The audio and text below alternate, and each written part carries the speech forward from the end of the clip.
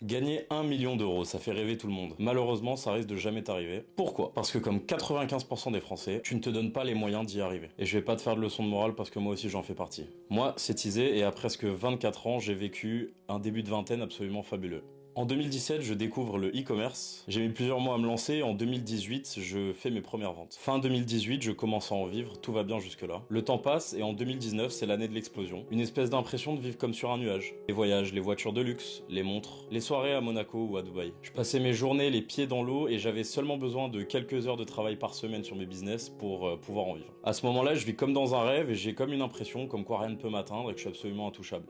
Et ça, c'est très trompeur. 2020, le monde s'écroule. Le Covid arrive en France, confinement, le monde entier est bloqué, tout le monde est condamné à rester chez lui. C'est très compliqué pour moi, passer d'un train de vie aux quatre coins du monde absolument rythmé avec des soirées toutes les semaines, des dizaines de rencontres, des moments incroyables, à se retrouver enfermé chez soi pendant toute la journée. Heureusement pour moi, je vends des produits en ligne. Mon usine a réouvert assez rapidement. Au lieu de ralentir ma croissance, ça n'a fait que la faire exploser. Je le savais pas encore à l'heure actuelle, mais cette période allait être un tournant dans ma vie et pas forcément dans le bon sens. En effet, cette période laissera des traces qui, notamment sur ma santé mentale, me feront prendre un tournant qui sera beaucoup moins sexy que ma vie de rêve en 2019. L'année 2020 se passe parfaitement, mes chiffres explosent, je fais des records tous les jours. Malheureusement, lors du Black Friday 2020, tout s'effondre. Black Friday que je prépare depuis plus de 5 mois avec mes employés, c'est l'échec total, on se foire complètement. Et puis là, c'est la grosse remise en question. Burnout total, me parlez plus de Shopify, de service client, de fournisseurs, de publicité.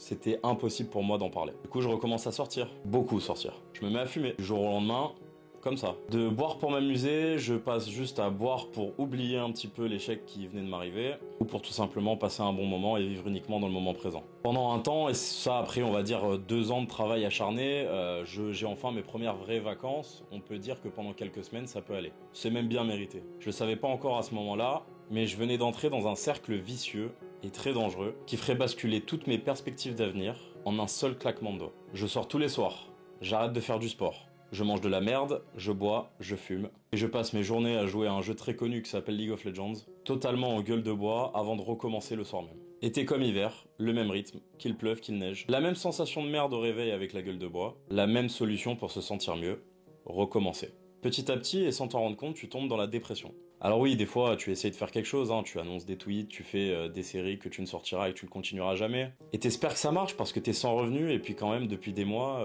tu dépenses tous les soirs avec ton alcoolisme. Tu te remets à bosser, tu tweets un retour avec une série très prometteuse, les gens sont contents, les gens sont hypés. Tu lances une boutique e-commerce et t'espères que ça te rendra riche le lendemain. Mais tout ça ne sortira pas puisqu'un seul bon message, une bonne proposition d'un pote et tu finis en tête à tête avec une bouteille de Grégousse dans un endroit miteux où il passe que du Joule. La seule bonne nouvelle que j'ai eue pendant tout ce temps-là, c'est que j'ai réussi, on va dire, à un petit peu changer les choses puisque j'ai réussi à trouver un job en tant que DJ dans les bars que je fréquentais. Le succès arrive peu à peu, j'aime vraiment ça, j'ai toujours adoré la musique et combler ça avec mon job, c'était réellement un plaisir. Petit à petit, je commence à mixer tous les week-ends devant des foules toujours plus grandes, dans des endroits différents.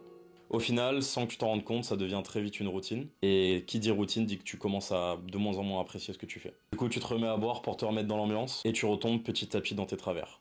Le matin, gueule de bois. L'après-midi, League of Legends.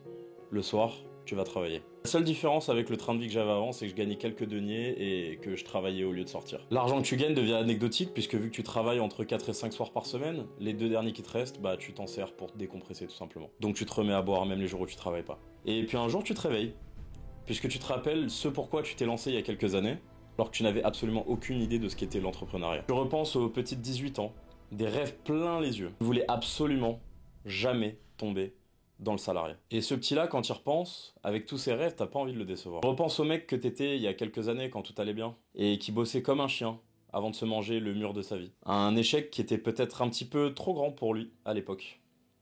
Tout est allé si vite, émotionnellement trop investi dans son business. Des erreurs évidemment que jeune entrepreneur fait face. Et c'est à ce moment-là que tu te rends compte que t'es en train de faire le con depuis tout ce temps et qu'il faut se réveiller. Aujourd'hui, j'ai retrouvé la motivation et l'envie comme jamais auparavant. Et j'ai qu'une seule envie, c'est atteindre ce foutu objectif. Quel objectif? Péter le million. Alors, tu me suis?